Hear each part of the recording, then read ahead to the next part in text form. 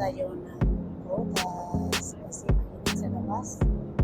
At ang uhaw-aw ako kaya ito sa gutom din kumain na ako ng prutas at saka inom ng juice. Ayan, ganito. Napakasarap po ng prutas na kinain ko po sa papaya. Ayan, pansin. Maraming salamat po sa panonood.